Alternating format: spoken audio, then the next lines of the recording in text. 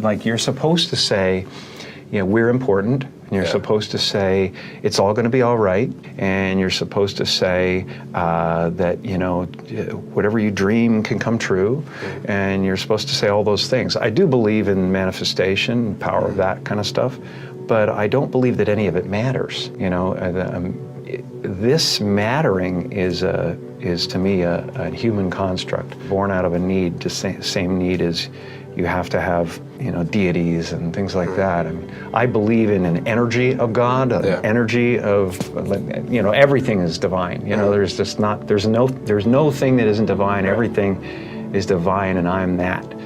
And it doesn't matter to me what's happening. I'm finding that ultimately the freedom from it is something people are kind of hungry for in a way. They're like, I don't want to be me either. Right.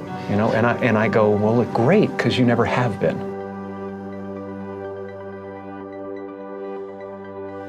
I believe that I had to become a famous, idea and get all the stuff that people dream about and accomplish a bunch of things that this means, don't you?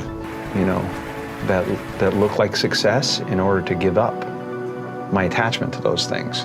It's been a part of the evolution of ego is to spend your first half of your life acquiring and adding, thinking you can add to yourself, and it looks great. I mean, it looks great when you got a cool car and you got good, nice clothes, and and you've done something that people admire, but it can never fulfill you. You can never be happy. You know what I mean? It's not where happiness comes from.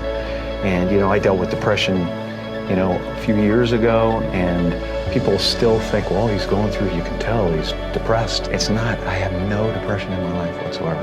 Literally none. I have sadness and joy and elation and satisfaction and gratitude beyond belief, but all of it is weather.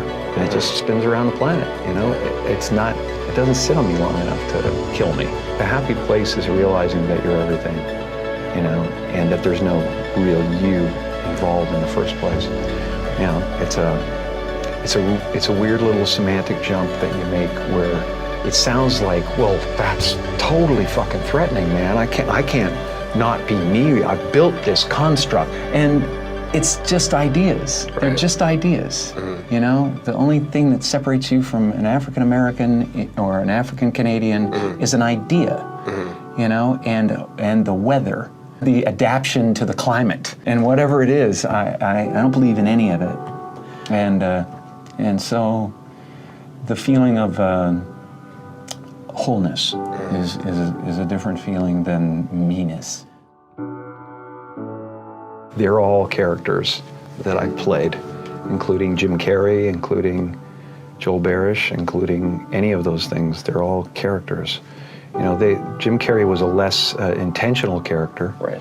Because I thought I was just building something that people would like, but it was a character, so it's, I played the guy that was free from concern so that people who watched me would be free from concern. And then at a certain point you go like, okay, well, that's great. But, it's like the one thing, like people talk about depression all the time. The difference between depression and sadness is just, from happenstance, whatever happened or didn't happen for you, or, grief or whatever it is. And depression is your body saying, fuck you, I don't want to be this character anymore. I don't want to hold up this avatar that you've created in the world. It's too much for me. Right. And you should think of the word of depressed as deep rest. Deep rest. Your body needs to be depressed. It needs deep rest from the character that you've been trying to play. The great and powerful Oz. I'm the great and powerful Oz. How dare you come near me? Kind of thing. And you're just the sweaty guy behind the curtain going. It's an amazing metaphor, in that movie.